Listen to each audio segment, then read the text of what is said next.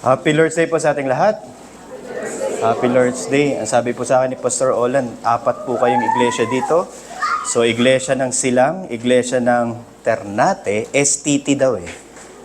STT. Silang, Ternate, 13 at Kawit. At binabati ko po kayo sa pangalan ng Panginoon. At Happy Lord's Day po sa atin. Ulit. I had the privilege po of traveling abroad because of work. And I remember, nakapag-travel na ako sa ibang bansa, mainly may asawa at anak na ako. And magkaiba pala. Doon ko naranasan na may limit ka lang pala ng malayo ka sa bahay. Siguro maximum na yung 3 araw.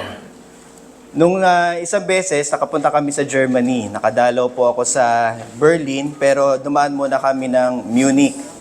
So, nung punta namin sa Munich, ganun po pala yun. Since pa-Europe po yung travel, magagaling ka mula dito sa Pilipinas, dadaan ka eastward. No, westward. Westward, papuntang Dubai. At pagkatapos nun, mga ilang oras din yung biyahe. Isang buong araw yung biyahe. And then yung pinakamahabang biyahe mo na, paglapag mo, nandun ka na sa bandang side ng Germany. And excited ka pa nung unang mga 2 araw kasi dun yung panahon na nagtatry ka pa rin yung makawala dun sa yung jet lag mo. Nahihirapan ka pa, hindi ka pa makapag-adjust. So feeling ko, after mga 2 araw, naka-recover na ako. So somehow, one way or the other, na-enjoy ko na. Kasi mainly, kaya ka lang naman lumalabas na ibang bansa at pinaka-highlight nun, syempre, trabaho yon, hindi mo naman gastos, at saka makakain ka ng masasarap na pagkain. Yung kakaiba ba? So doon ako nakakain ng pretzel, nakainom din ako ng isang pint ng beer. Masarap po talaga ang beer sa Germany, actually. Doon ko na-realize na kahit papano, after 3 days, wala na. Sobrang bugnutin na ako. On the 4th day, lumipat kami from Munich to Berlin.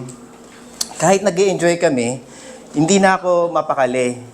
Lagi kong namimiss yung mga bata. Well, hindi wala kasi thinking ngayon eh. Namimiss ko yung wife ko, namimiss ko yung pagtulog ko sa kama namin, and namimiss ko yung presence ko sa bahay. And doon ko naintindihan na lalabas, kahit anong gawin natin, yung presensya natin sa ating mga mahal sa buhay, lalabas, yun yung pinaka na-take for granted natin. Pero kapag nawala sa atin, yun din yung madalas natin na binabalik-balikan. And ang problema po sa ating mga Kristiyano ay hindi yung kung alam natin na si Kristo ba ay napunta na sa langit at si Kristo ba ay tunay na Diyos. I think hindi yun ang naging malaking problema natin sa pag-iisip natin patungkol sa kung sino ba siya at ano ba siya sa atin. Ang hindi natin lubos maisip is papaanong wala siya dito, He is not present to us physically, and yet, sa lahat ng tinuturo ng banal na kasulatan, sa lahat ng sinasabi sa atin ng mga katuroang Kristiyano, laging pinapaalala sa atin na narito si Kristo.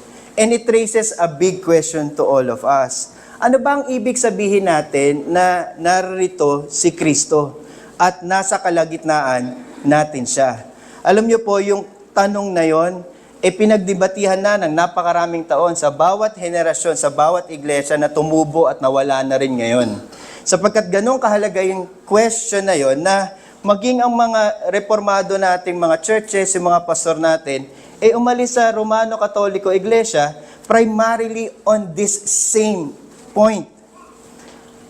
Ang Kristo ba ay natatransform mula sa kanyang makalangit na anyo papunta sa isang ostya o papunta sa isang cup of wine. And ang sabi ng mga Katoliko, yes, ang ating Kristo ay natatransform natin kapag nagmamas tayo. May mga dati po bang Katoliko dito? Meron. At unfortunately or fortunately, hindi naman po na ako lumaki sa Romano Katoliko. Yes, dating mga Romano Katoliko yung aking mga magulang, hindi yung mga magulang ko, yung magulang ng aking mga magulang, ay Romano Katoliko, pero yun po yung essence ng issue. Ang sabi nila, sabi ng mga Romano Katoliko, si Kristo, ang kanyang katawan at ang kanyang dugo ay natatransform sa maliit na ostya at sa maliit na saro ng alak. At di ba naalala niyo po, kapag po kayo kumukuha ng Mass, hindi pwedeng mahulog po yung ostya. Tama po ba? Bakit?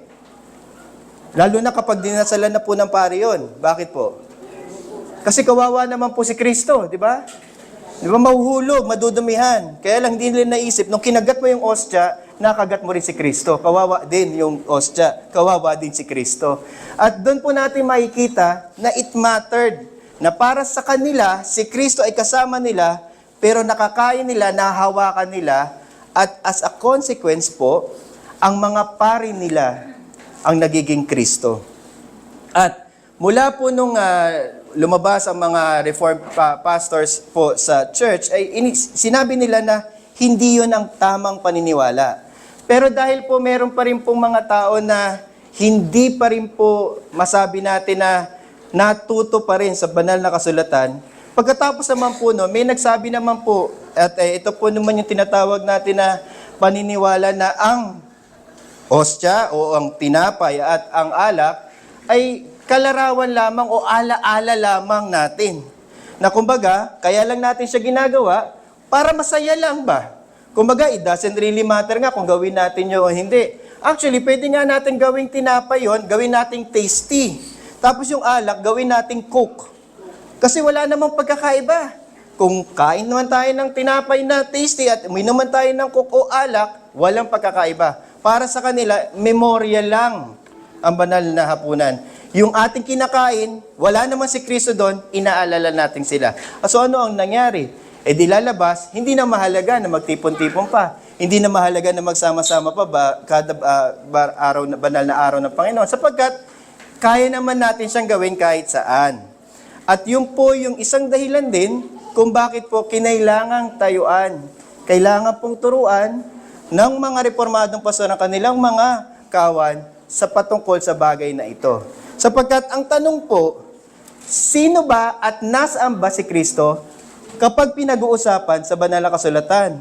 Ang sagot po ng maraming ebangheliko, at alam ko pong alam niyo ito, pag sinabing, nasa si Kristo ngayon? Nakatira siya sa puso ko. Tama? Ang problema nun, ilang beses mo ba tinanggap si Kristo? Siguro mga 10 na. So patong-patong na po mukha ni Kristo doon sa inyong puso. Ano? Kasi kada tanggap, ando si Kristo. Tanggap, ando si Kristo. At naiisip natin na si Kristo ay nasa loob lang ating mga puso. Tama ba yun? Yun ba ang tinuturo ng banal na kasulatan?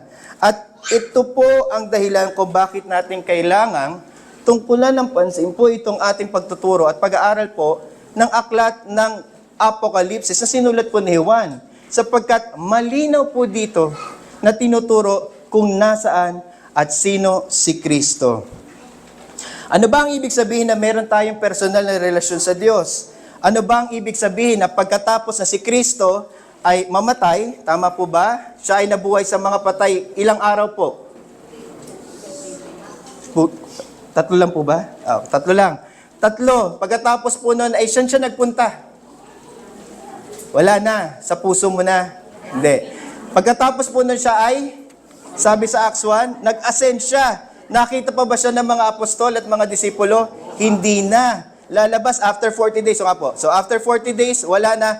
Ilang beses na lang siya nagpakita pagkatapos. So, nagpakita siya kay Pablo. Tama po ba? At kahuli-hulihan ay nagpakita siya kay San Juan. At dito po natin makikita yung kahalagahan ng ating pag-aaral. We have to keep in mind na kapag pinag-uusapan po ang aklat ng Apokalipsis o yung pahayag o revelasyon, ay dito po ang key natin na maaalala, ang key na dapat natin maisip, nothing seems what it appears to be. Hindi lahat, porke yun ang itsura, yun na dapat ang ating isipin. And yun po, looks can be deceiving. And somehow, one way or the other, minsan naiisip natin, sapagkat wala dito si Kristo, hindi namin nakikita si Kristo, either papalitan natin siya ng ibang Kristo, ilalagay natin siya sa ating mga puso, and so on and so forth, pero marirealize natin na hindi po pala ito ang tinuturo ng banal na kasulatan. Sapagkat pag pinag-uusapan po ang banal na kasulatan, simple lamang po ang sagot. Kung nasaan ang salita ni Kristo, naroroon siya. Ulitin ko po, kung nasaan ang kanyang salita. Wherever His word is being preached, Christ is in the midst of that church. Ulitin ko po, sapagkat yun lang po, makalimutan nyo na lahat ng prelude ko, lahat ng mga outline ko, at manalangin ako sa dulo matapos man ang lahat. Pero ang pinakamahalaga po, sa isang oras po nagugugulin natin, Pastor, isang oras? Oo isang oras. 11:30 ako nagsimula So medyo meron akong leeway. So, isang oras. Yes, isang oras, gugugulin. Ano lang ang key takeaway? Simple lang. Kung nasaan si Kristo, nandun ang kanyang salita. At kapag ang salita ni Kristo ay ipinapahayag, abatan mo, itaga mo sa bato. Okay? Wala nang masisigurado pa dito. Tumaya ka man sa loto. Hindi na kayo tumataya sa loto. Walang ibang katotohanan, kundi kapag nandoon ang kanyang salita, naroroon si Kristo. So kapag inaral natin ito, dalawa lang po yung ating gustong puntuhan. Ang una po, ang English po yung aking preaching. So, naiilang ako kasi hindi ko alam kung kaya nyo His authoritative word, okay? And the second point, His glorious presence. And we'll realize His word and His presence are always together. Kumbaga, ang pinag-isa ng Diyos ay hindi maaaring paghiwalayin ng tao. At ito po yung ating matututunan po ngayong Lord's Day morning. At kung handa na po tayo, hingin natin ang patnubay ng Banal na Espiritu at tayo po ay manalangin. Grant, Almighty God, since you appeared in the person of your only begotten Son, and have revealed in Him your glory made visible, and since you show us the same Christ through the window of this gospel, grant that we fix our eyes on Him, that we may not go astray, nor be led here and there after evil lies and the misleading of Satan and the allurement of this world. Instead, that we may continue to be firm in the obedience of the faith and persevere in it through the whole course of our lives until we are at last transformed in the image of your eternal glory, which now in part shines in us through the same Christ our Lord. Amen. So, pag pinag-iisipan po natin yung realidad ng ating Panginoong Jesus, ang dapat na una nating tanggalin sa isipan natin is hindi natin pwedeng isipin na dating tao si Kristo, na si Kristo ay dating Diyos, naging tao, at bumalik sa pagka-Diyos niya. Mali po yun. Ang tawag po doon, heresy. Okay? So, kung nasa lumang po tayo panahon, maaari po kayong ikamatay yun. So, heresy po yun. That's modalism. Okay? The Father become the Son become the Holy Spirit. Hindi po. Ang greater reality po is, lagi pong Diyos si Kristo. He is divine. He has a divine nature. Dinagdag niya sa kanyang sarili ang pagiging tao. At yung pagiging tao niya, hindi itsurang tao lang, hindi yung kalahating tao lang, hindi po. Tunay na laman, tunay na kaluluwa. So, ibig sabihin, kung kaluluwa at katawan yon, buong tao po yon. At dinagdag niya yon sa kanyang pagka-Diyos. At dahil po dinagdag niya yun sa kanyang pagka-Diyos, nung namatay po siya sa krus ng Kalbaryo, namatay po ba ang ating Panginoong Hesus? Opo. Ano ang namatay? Hindi yung kanyang pagka-Diyos. Bakit? Sapagkat kung namatay ang pagka-Diyos, di hindi yung Diyos. Ang namatay ay yung pagkatao niya. Pastor, kung namatay yung pagkatao, hindi ba namatay din ang ating Panginoong Hesus? Namatay ang ating Panginoong Hesus sapagkat kung anong nangyari sa kanyang pagkatao, nangyari sa kanya. Maaari nating hindi maintindihan yun ngayon, tama po ba? Kung hindi nyo man po yun na-grasp. Pero moving forward po, nung nag-resurrect naman ang ating Panginoong sa Kristo, tanong po, nanumbalik lang ba siya sa pagiging Diyos? Nawala ba yung kanyang pagkatao? Sagot. Pastor, sorry po, maaga pa. Hindi natin kaya to. Okay. Nawala ba? Ang sagot po, hindi na po. Yun po yung isa sa pinakamahalaga. Hindi po nawala yung pagkatao ni Kristo. Bakit? Sapagkat kahit namatay yung pagkatao niya, okay, na-resurrect po ulit yon. Nagkaroon siya ng glorious body, nakasama niya ang kanyang mga apostol at disipulo ng 40 araw, tama? 40 days. Kaya po kayo, 40. Kaya po kayo nagpo 40 days kapag may patay, tama po ba? Ikasyam, okay. So 40 days sa mga Katoliko, at dahil doon, pagkatapos ba na manumbalik yung kanyang katawan, nung nag-ascend po ba siya, naiwan po ba yung katawan sa lupa at yung pagka-Diyos lang niya ang nagpunta sa langit? Hindi po. Ang nangyari po, yung buong katawan, tama po ba, ay umakyat sa langit. Kaya nga, it doesn't make sense na nung nandun yung mga apostol, ang sabi nila, at nawala na ang ating Panginoon. Tama?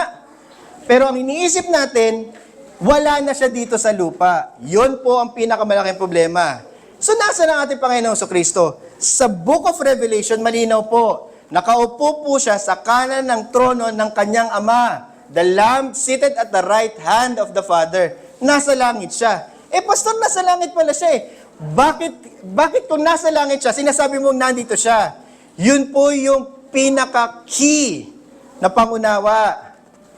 Sapagkat kahit ang kanyang lupang katawan ay nasa langit na, ang kanyang presensya, dala ng kanyang salita, ay nanatili sa kanyang iglesia.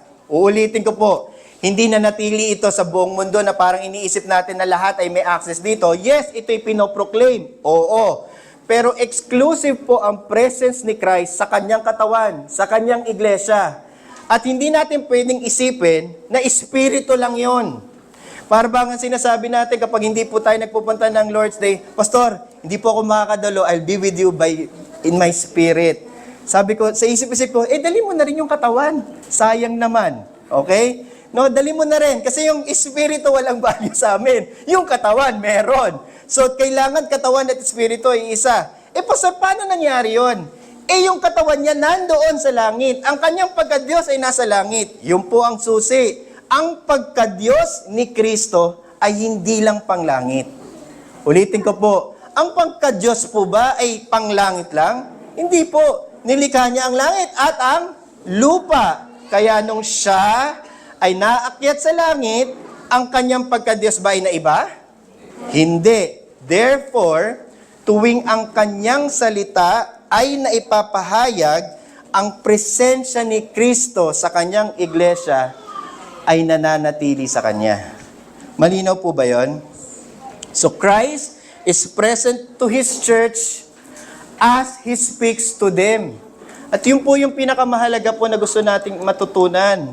Minsan kasi iniisip natin, Pastor, nakatatlo na kami pagkakahiwa-hiwalay. Buti nga ngayon, nagkasama-sama kami. Opo, binabati ko po kayo sa inyong pagsasama-sama sapagkat napakahalaga po noon. Pero iisipin natin, ano bang pagkakaiba niyan? Malaki po. Sapagkat ang tunay na iglesia ng ating Panginoong Jesucristo, kinakausap niya sa tuwing siya ay pinapahayag sa pulpito. Hindi po si Pastor Olan, hindi po si Pastor Jason, hindi po si Pastor Conrad, hindi po ang inyong lingkod, ang inyong pinapakinggan.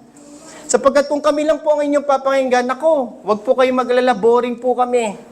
Okay? Wala po kaming daladalang kapangyarihan dito. Ang dala po naming kapangyarihan ay ang kapangyarihan ng salita. Ang katotohanan po ng kanyang salita ay pinapahayag ni Juan sa atin. Ang sabi nga ni Juan, He may no longer be with us by His physical body, but by His Spirit. Pastor, may spirit ang ating Panginoong Jesucristo? Oo naman. It is the same Spirit of the Triune God, which is the Holy Spirit. Wala naman pong pagkakaiba yon. Ibig mo sabihin, Pastor, ang pagka-Diyos ni Kristo, kasama ang pagka-Diyos ng Ama, at kasama ang pagka-Diyos ng Espiritu Santo? Oo, dahil iisa itong naturan. Iisa itong naturan. So, kung narito, ulitin ko lang po, it's a matter of consequence. Kung narito po ba ang Espiritu Santo, narito rin ba ang anak? Ang sagot? Opo, hindi pwedeng maghiwalay yun eh. Iisa lang ang kanyang esensya. Kung narito ang Espiritu, narito ang anak, narito rin kaya ang Ama? Ang sagot po ay opo, dahil hindi maaaring maghiwalay ang Espiritu, ang Kristo at ang Ama. At kung ang ating Panginoong Jesucristo ay nagsasalita sa atin ngayon sa pamamagitan ng kanyang mga salita, sa kanyang mga salita sa banal na kasulatan, narito ba siya sa ating kalagitnaan? Ang sagot po ay oo. Tingnan po natin doon sa mga talata natin. Pagsimulan na po, kasi tinapos po namin nung Revelation 1 and 2 noong nakaraang Lord's Day. So kung wala po dito yung mga taga-13, taga-Ternate at yung mga taga-Silang, nandun naman po yun, naka-record po, pwede nyo naman pong panoorin. Pero tutuloy na po tayo sa susunod na mga talata. At ang talata po natin ay yung kalahati ng verse 5. To Him who loves us. So tanong po, sino po yung to Him? Sino yung to Him who loves us and freed us? Minahal tayo at pinalaya tayo. Hindi lang tayo pinalaya, hindi lang tayo minahal at pinalaya tayo. Sino yun? Sino yung to Him? Well, malinaw po yun. Ang pinag-uusapan po dito ay ang ating Panginoong Jesucristo. Bakit? Dahil po sa mga nakaraang mga talata, it is the revelation of Jesus Christ. Si Jesucristo po ang pinag-uusapan. So to Him who loves us and free us from our sins by His blood. Pastor, bakit by His blood? Well, it's a summary of what the atoning work at the cross tells us about. It's the message of forgiveness, the message of the one who paid for our sin. And sinasabi dito, si Kristo yun. Dahil mahal niya tayo, pinalaya niya tayo sa mga kasalanan sa pamamagitan ng kanyang kamatayan. And, ang sabi niya, made us a kingdom, priest to His God Father. To Him be the glory forever and ever. Amen. And sinabi niya pagkatapos noon, behold, He is coming with the clouds.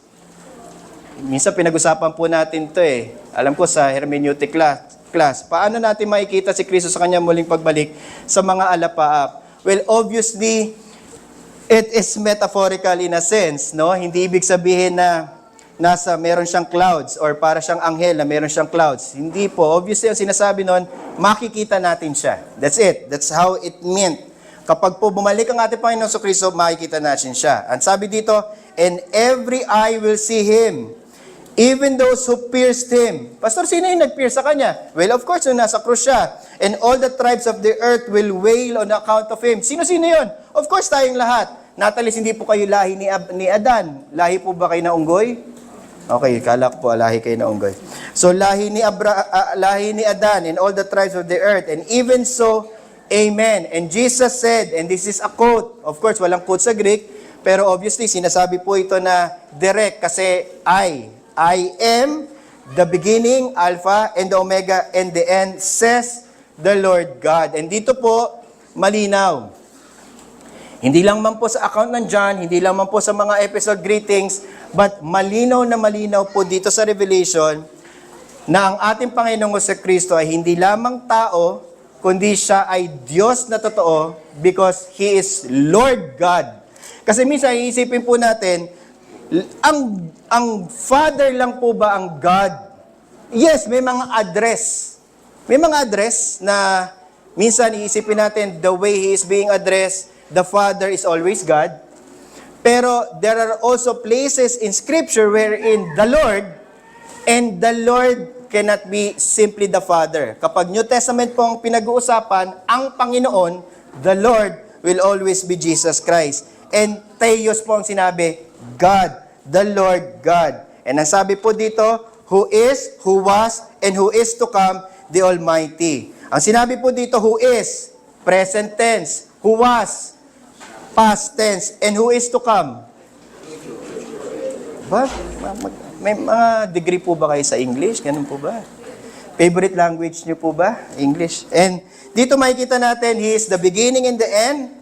And not only that He is the beginning and the end, from the beginning He was there, He is there in the present, and He is there in the future. So tanong po, nung po ba kayo ay naging mananampalataya, yung mga magulang niyo ay naging mananampalataya, sino pong nag-convert sa kanila? Iisipin natin yung mga pastor, iisipin natin yung mga naghirap para sa kanila. Well, yes, there are instruments, there are part of the whole thing that we call conversion, pero in essence po, sino po ang nagko-convert sa kanila?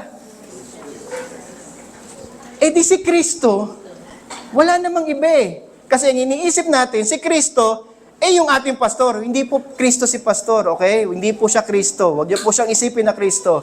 Ang Kristo po ay nabubuhay mula pa nung una hanggang ngayon.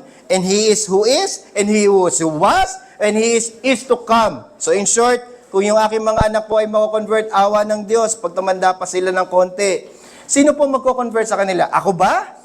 Hindi po. The same Christ who once I had an understanding of is the one who will still convert them. And that is the promise. And that is the promise of the presence of Christ.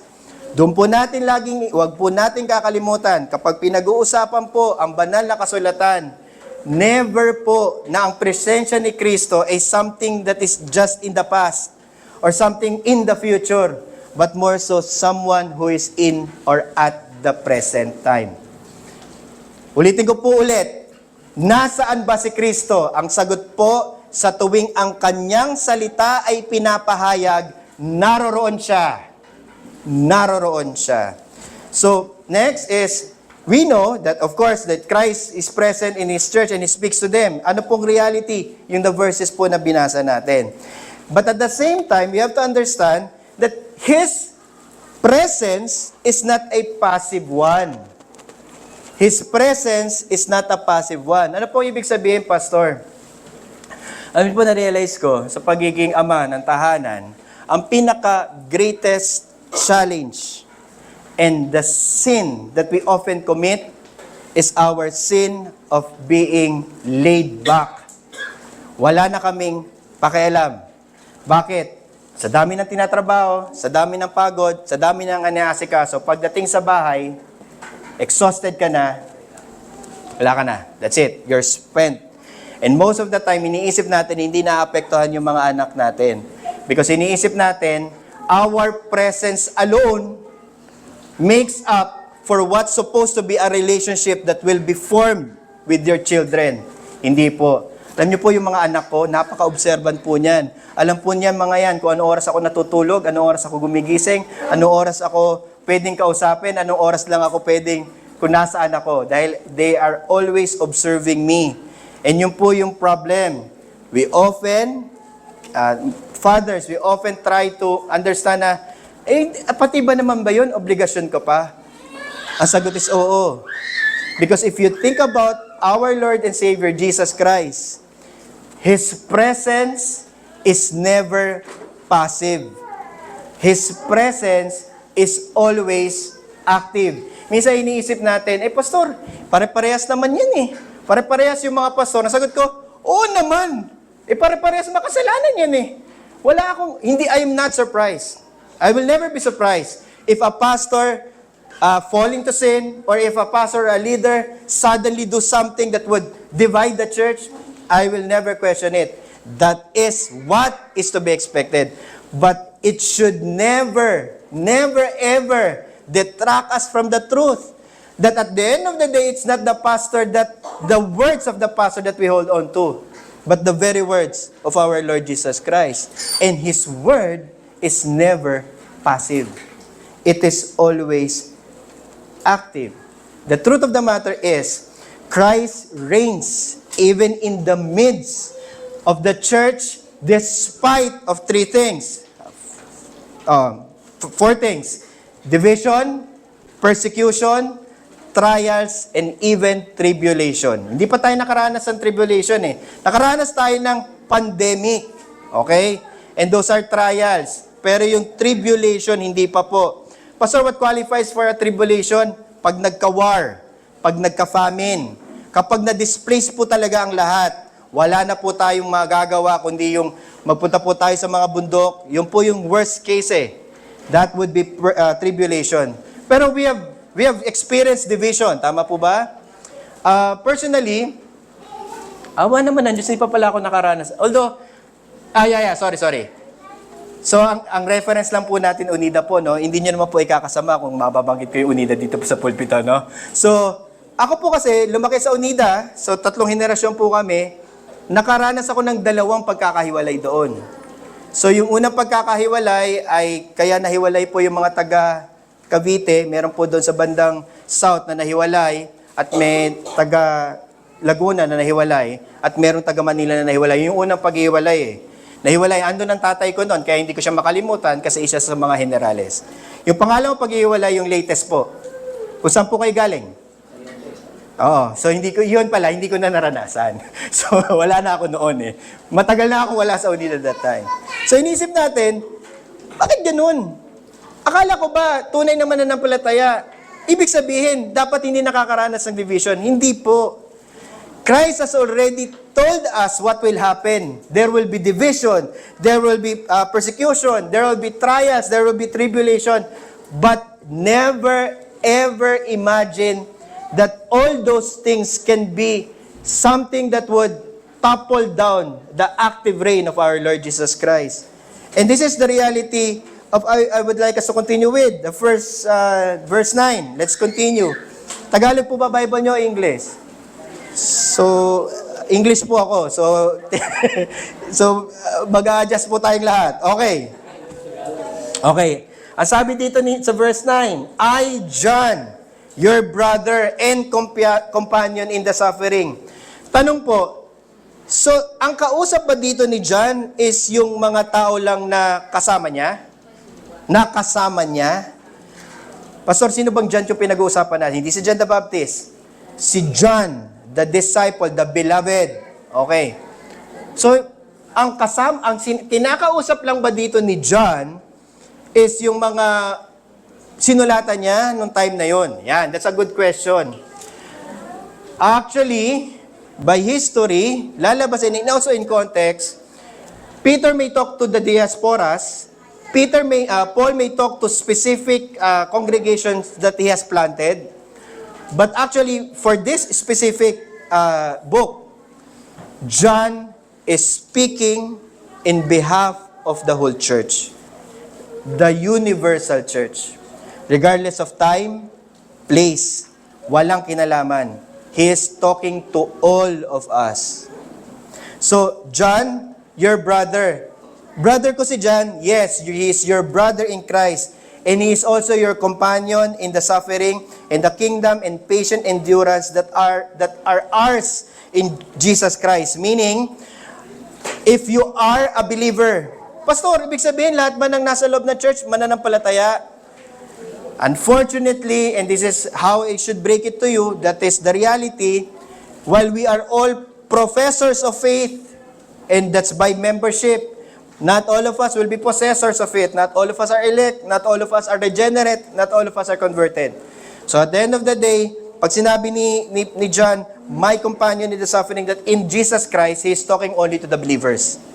And ang sabi niya, and this sets us to the lalabas, the timing or the geographic location of the letter, was on the island called Patmos. It is a place where he was in prison. Naka-exile siya doon.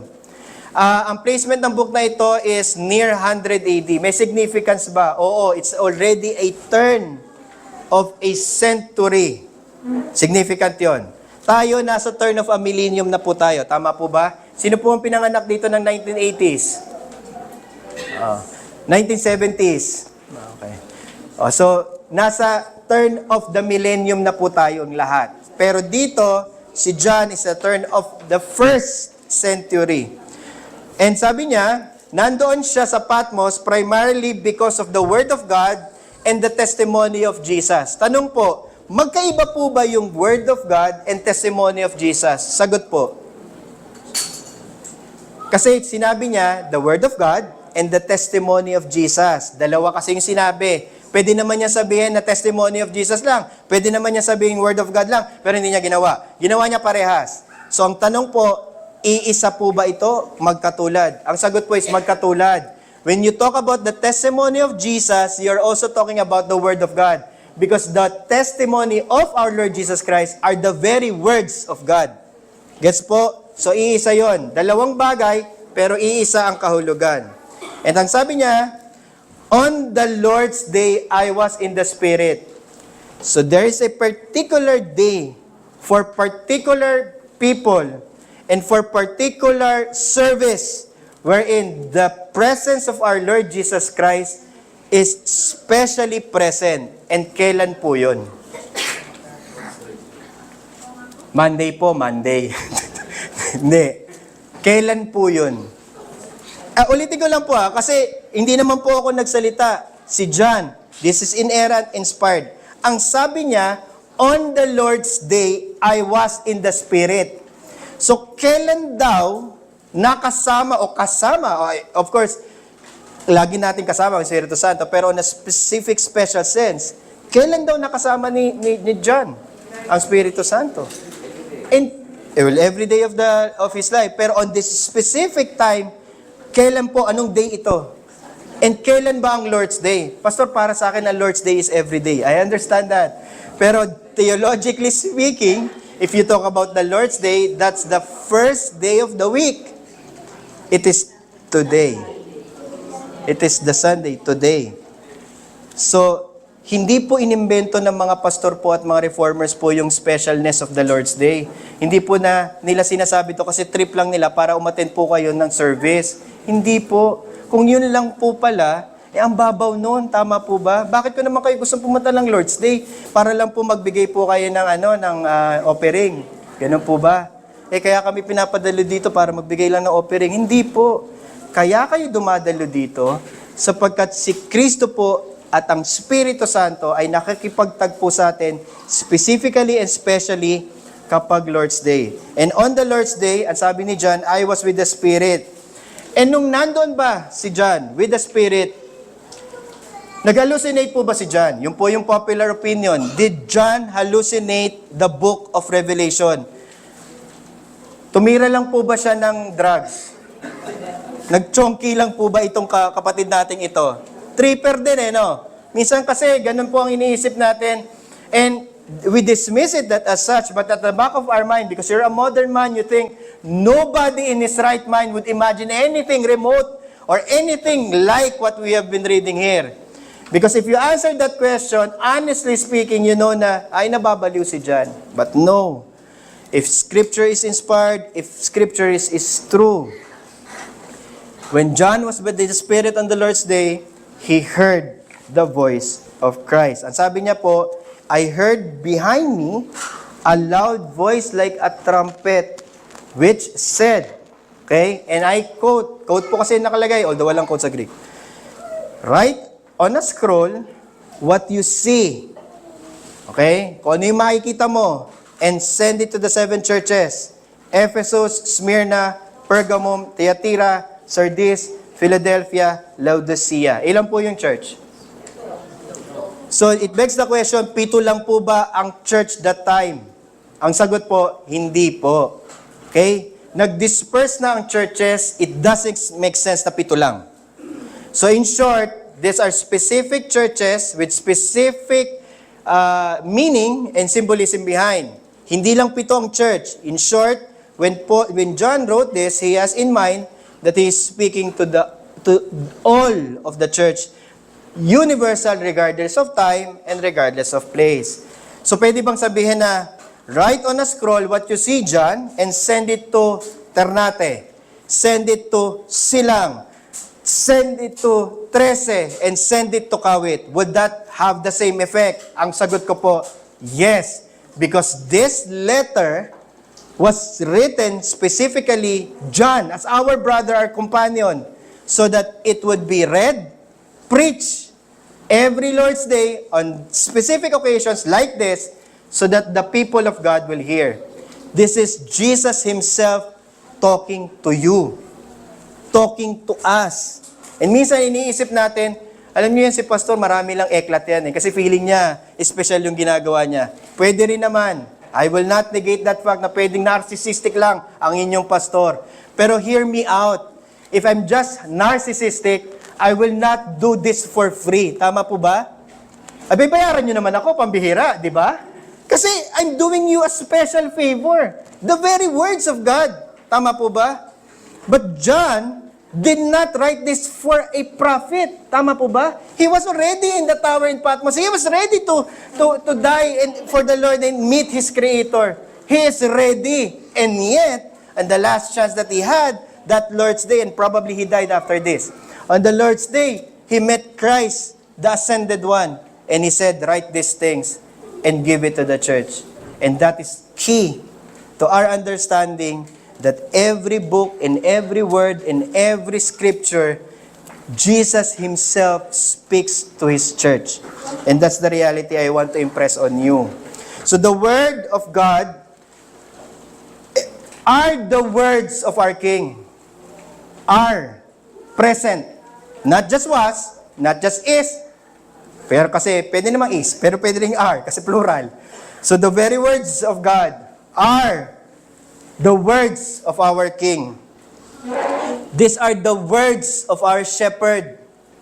Sabi nga po ni Jesus, and that is actually very succinct, an indicator of understanding.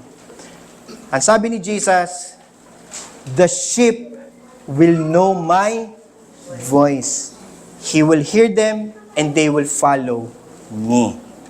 And those are the things that John impressed on us. That these are the very words of our Lord Jesus Christ. Ang sabi niya, write on a scroll what you see, send it to the 7 churches, send it to all of us, so that all of us will hear about Him. And what was the content? What was the content of the words, of the letter? What does Christ want to reveal to us? What is this reality? And minsan iniisip natin, ang ating Panginoong Jesucristo, minsan malabo, minsan depende po sa pastor, minsan po depende sa mood natin, minsan depende sa galing ng pastor. Wala pong kinalaman po yun doon. Wala pong kinalaman. Well, yes, may points po kung yung pastor po nyo ay pogi. Tama po ba? Dapat pogi. Pastor, dapat pogi. Pag hindi pogi, hindi makikinig eh. O, yun nga yung problema dyan eh. Yun na nga yung problema dyan. Kailangan pogi si pastor para pakinggan. Hindi po. Walang kinalaman po yun doon. Kasi pag pinag-uusapan po dito, yung salita mismo ang dala-dala. At yung salita ang pinapahayag sa atin. So what does the Word of God reveals? He reveals Himself. Scripture points us to Christ, and as a way of a single part representing the whole. It is what we say when we preach Christ. We must preach His Word, the whole counsel of God. Pastor, nun? Binuhusan niyo naman kami ng mainit na tubig dito. Sabi lang kasi dito ng pastor ko, pumunta ako dito, nag-travel pa nga ako, napakahaba. Tapos, ganun kabigat yung pinagsasabi natin dito sa pulpitong to. Sagot ko po, I'm sorry. Sorry na. Hindi ko sinasadya. Wala naman po akong control doon. Because it matters eh. May weight. The biggest fallacy that I have received as I was growing up in an evangelical church, the biggest fallacy that I have received when I was growing up is this. Fallacy meaning, maling truth or maling intindi. The biggest fallacy that I received when I was growing up in the evangelical church is this. I can have a personal relationship with Christ without knowing Him. Pwede ako magkaroon ng personal na relasyon kay Kristo, basta lang sinabi ko na tinaas ko ang aking kamay, naglakad ako sa aisle at I said the sinner's prayer at nagdidisipulo ako ngayon ng 12. Ganun lang kasimple. Ano ba bang hinihingi niyo sa akin? Ibinigay ko na nga lahat. And at the end of the day, that's how majority of Christians think.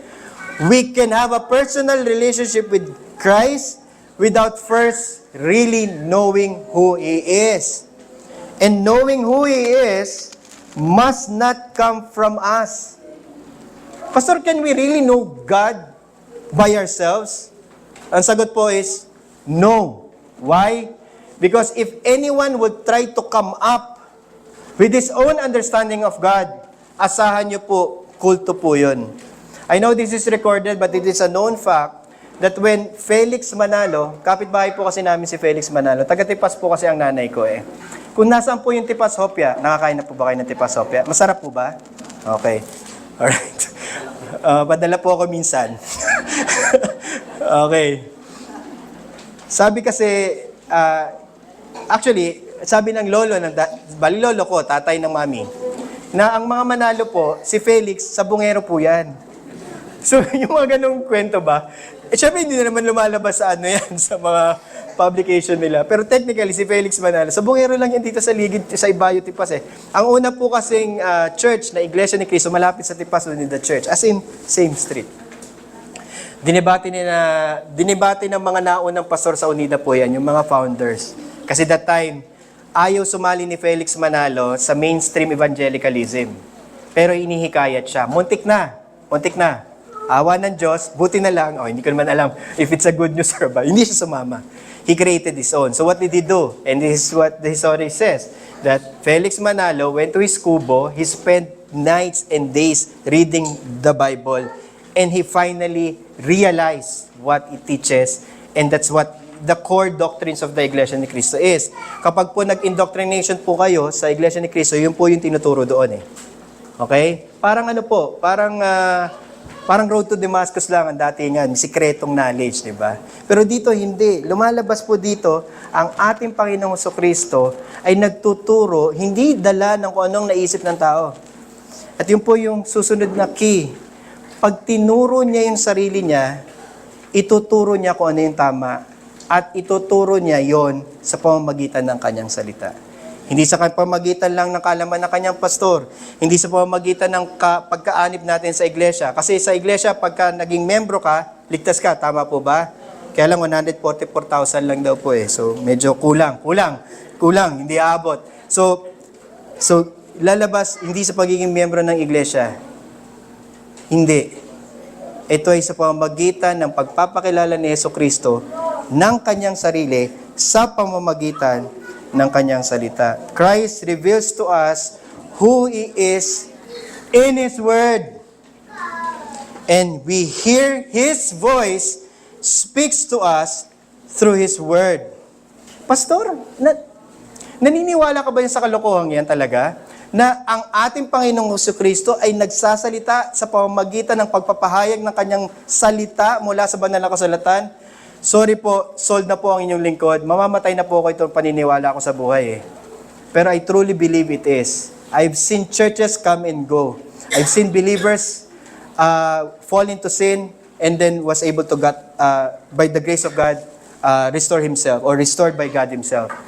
But at the end of the day, nothing changes.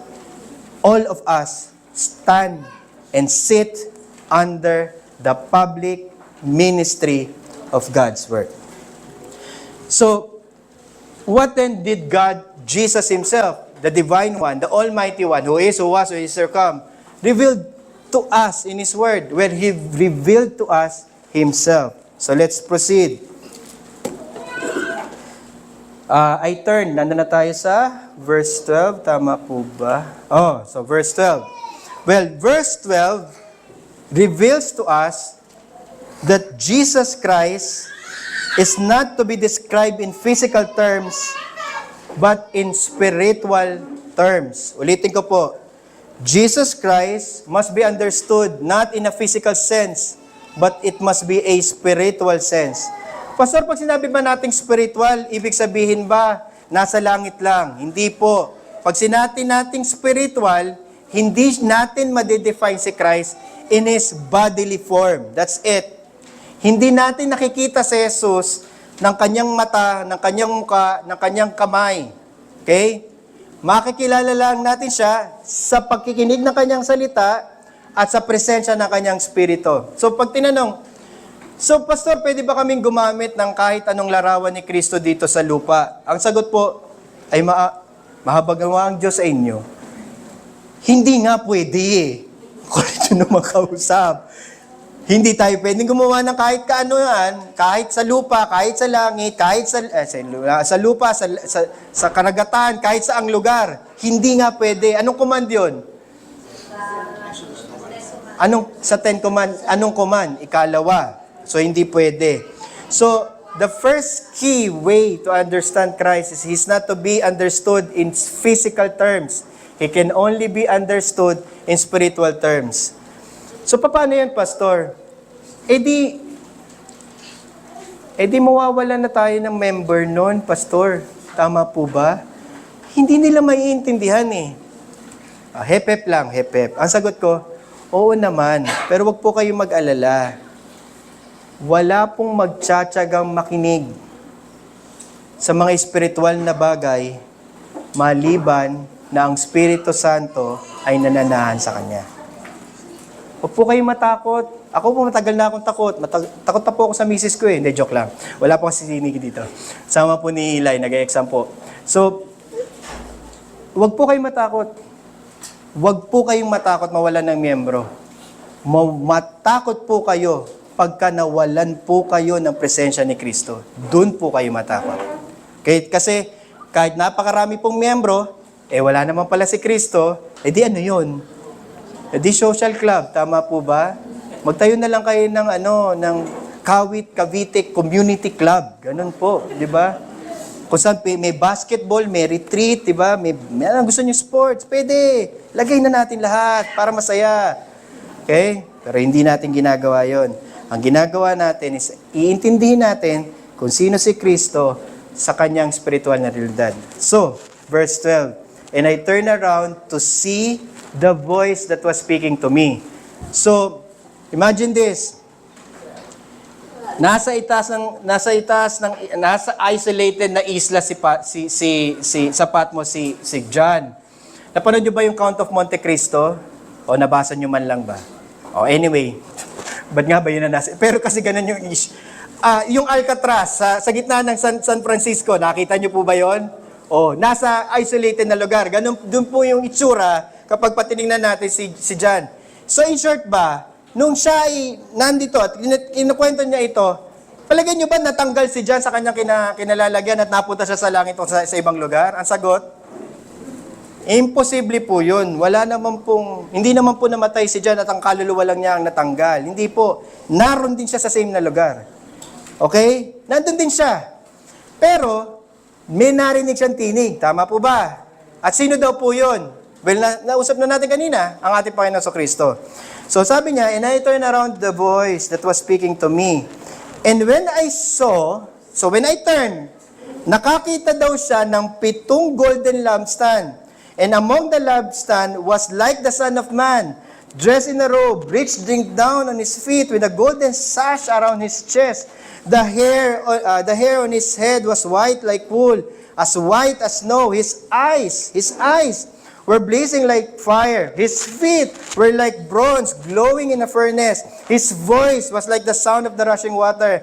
And his right hand held 7 stars. Coming out from his mouth, a sharp, double-edged sword.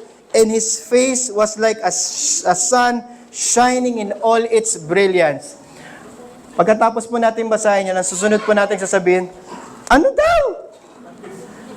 It doesn't make sense. If it made sense, then hindi po tayo nagkaintindihan. It was meant not to make sense.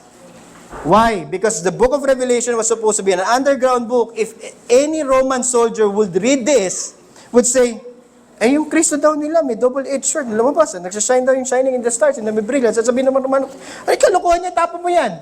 Walang kinalaman niya sa pagiging, sa ginagawa natin dito. But then, kapag mananampalataya, ang bumasa nito, okay. May sinasabi to. May tinuturo to, hindi ko lang maintindihan ngayon. So, reviewin natin. Ano daw yung tinig? Ang tinig daw is parang tinig ni Yahweh. Ito yung pinakamalaking issue. Ang Ama ba ay nakakapagsalita? May bibig ba siya? Kasi ang sabi po nung namatay na po siya, ni Soriano may puwet daw ang Diyos. Bakit? Umupo sa trono Dahil paano nga naman uupo kung walang puwet? Tama naman. That's rationalism. Of course, walang puwet.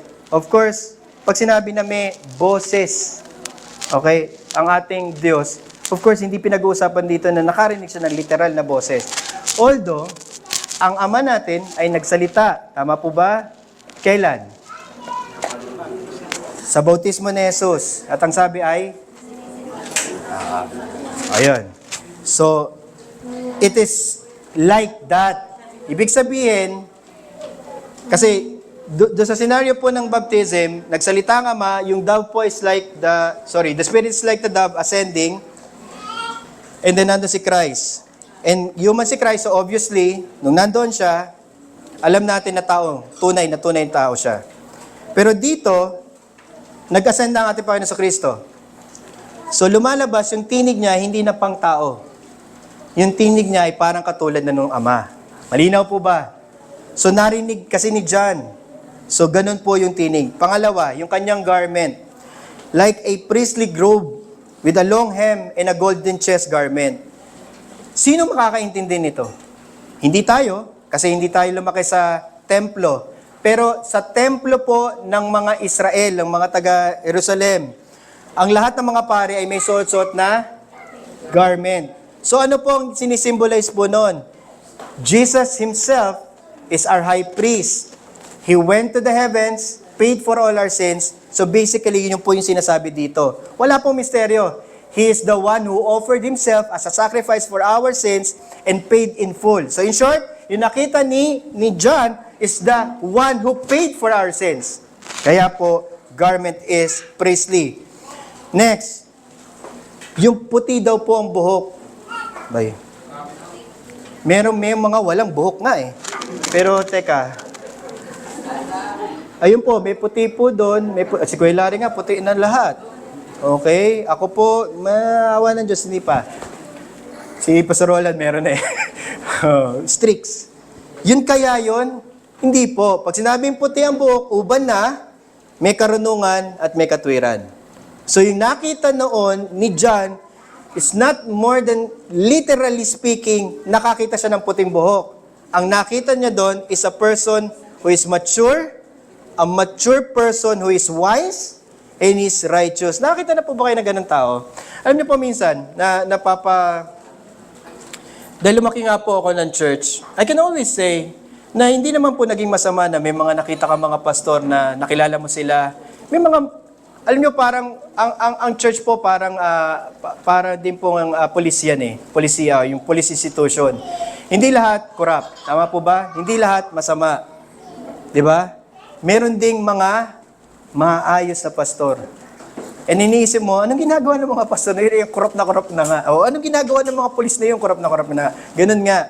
Pero pag tiningnan mo, kapag nakakilala ka ng pastor na matino, doon mo makikita na, iba yung dating na ito. Iba siya. Hindi siya nag-glow, no? Hindi siya puti ang buhok or nag-glow siya. Alam mo, kampante ka na yung taong ito ay pinanday na ng panahon. Pinanday na ng mga sitwasyon. May kinatandaan na. Yun po yung sinasabi dito. And then yung kanyang mata, sabi ni Jesus, blazing fire, full of truth. Yung kanyang paa, heavy bronze. At ang kanyang bibig ay may double-edged sword. At ang kanyang muka ay intensely bright and blinding light. So ibig sabihin ba nun, mukha siyang anime, tama po ba? Mukha siyang cartoon. Mukha siya bang parang, it doesn't make sense. Parang mali, parang merong hindi. Parang hindi kasama sa realidad. Hindi po. Ang lahat po ng kino-communicate dito is yung kanyang pagkatao ay nagniningning sa kanyang mga salita, ang kanyang, yung kanyang character, yung kanyang integrity, yung kanyang spiritualidad ay nagko-communicate sa atin na ang taong ito ay tunay na disipulo ni Kristo. At yun po yun, ang ating Panginoon sa Kristo ay nagbibigay ng ganong klaseng presensya. So, Pastor, ibig mo sabihin, hindi pala talaga, yun po yung tricky doon eh. Ibig sabihin, Pastor, kahit papaano, malalaman ko kung if this man is really a godly man, a Christ-led man. Huwag po kayong mag-alala. Ang sagot po is oo. Alam niyo po, matagal po ako pessimistic po akong tao. Primarily because lumaki po ako sa Christian pastor's family. Nakita ko na po ang lahat. Okay, very pessimistic po ako dahil nakita ko na po ang lahat. Nakita ko na po kung paano mag-fall ang pastor at anong dahilan kung bakit siya nagfo-fall. At most of the time, ginagamit ko yun para hindi ako maniwala sa salita ng Diyos. Pero at the end of the day, I realize, hindi po. Yun yung tunay na sinasabi na huwag kang tumingin sa tao kundi tumingin ka sa Diyos. Kaya lang ang ibig sabihin, huwag kang tumingin sa tao, tumingin ka sa Diyos. Hindi ka titingin sa itaas. Hahanap ka. Ang ibig sabihin nun, hahanap ka ng mga tunay na mananampalataya, ng mga lalaki na nagtuturo, na mag-aalaga sa iyong kaluluwa. At doon mo makikita ang ating Panginoong Hesukristo. Wala pong misteryo doon, mga kapatid. Huwag na po kayong pumunta sa Timbuktu. Huwag na po kayong pumunta ng Canada. At huwag na po kayong pumunta ng Amerika. Kung nasaan po kayo at ang karakter ni Kristo ay naipapakita sa buhay ng mga mananampalataya doon, manatili po kayo doon sapagkat naroon si Kristo. So dito, lahat ng yung pinakitang yon are all symbolism and only a believer would know and understand the character and the mark of a spiritual man. And that's who our Lord Jesus Christ is, because He is our big brother. And all this shows us that Christ ultimately is not just a priest, not just a prophet who speaks, a priest who paid for our sins, a priest who speaks to us, but more so, ultimately, He is the King who mediates His presence to us by His Word. And what comfort does this bring us, recognizing that it is Christ Himself who will relentlessly bring Himself, His presence to us, to His Word? Well, we have to be able to take comfort in this. At the end of the day, a preaching will be senseless if the congregation was never encouraged, was never exhorted. And I want to encourage you. What was the response of John? Di ko na po nakita kung anong oras. Wala. Ayun. Tunay po bang 12:30 yan? Baka naman peki yan, ha? Baka binamadali nyo lang yan. Tunay yan, ha? Tunay. O, matatapos na po ako. Okay. So, let us continue. And when I saw him, so nakita niya, anong reaction ni John? Parang si Isaiah. I fell at his feet as though dead. That's the only proper response if you understood that you are in the presence of the Divine One. But, he said, but he laid his hand on me. Diba? Kasi nagpatira pa siya. Okay? But John said, but our Christ is a tender brother. And he said, fear not. I am the first and the last, but at the same time, I am the living one. I died, and behold, I am alive, not just now, but forevermore. Ang ating Panginoon sa Kristo ay hindi na mamamatay muli. Makakasama natin siya sa pangwalang hanggang sa bagong langit at bagong lupa. At sabi niya, I have the keys of death and Hades. Sino po ang naglalagay ng mga kaluluwa sa impyerno? Yung kanila bang mga sarili? Si Satanas ba? Hindi po. Ang naglagay sa kanila doon ay ang ating Panginoon sa Kristo. Bakit? Ang sabi niya, I have the keys to death and Hades. Write therefore these things that you have seen, those that are, and those that are taking place after this. Kaya po who is, who was, and who is to come, may future aspect po to. And as for the mystery of the 7 stars that you saw in my right hand. So, di ba may nakita na 7 stars, 7 lampstand. Natakot kasi si John, so hindi na niya tinignan, umupo siya.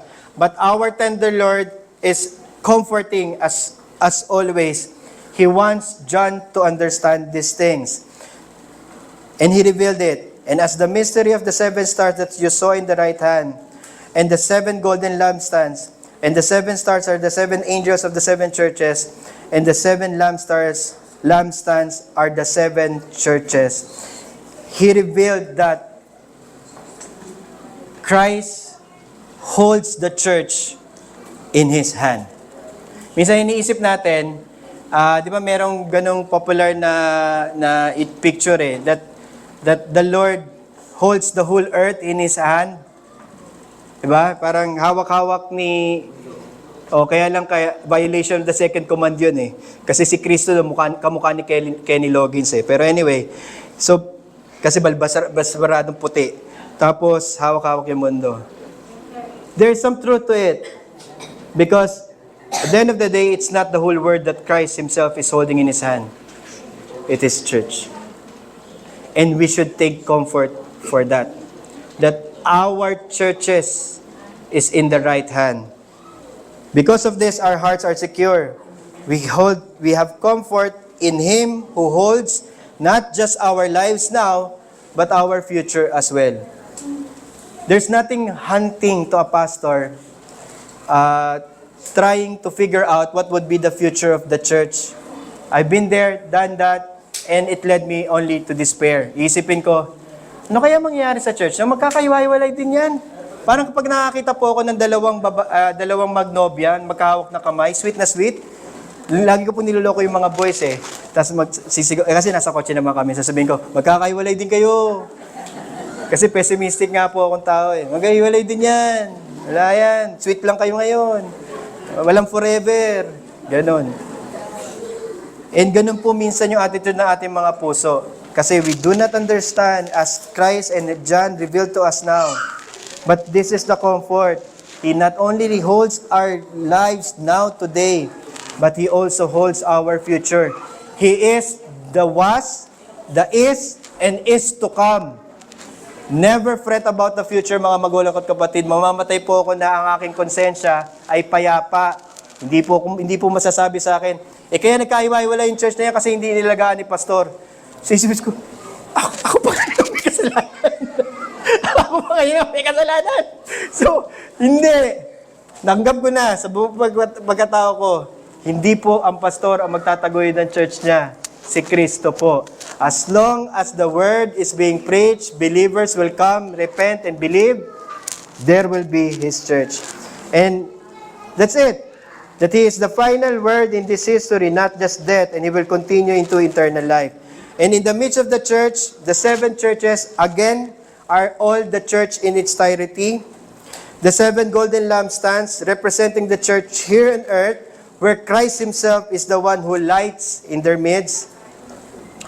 And the seven angels are the pastors or even the church themselves, or the ones who protects the church, leads the church, and shepherds the church.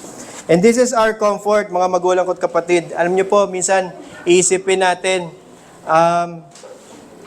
palagay ko wala na mag-aalaga sa church. Wala na. Mamamatay na yan. Di po kayong mag-alala. Huwag po kayong mag-alala.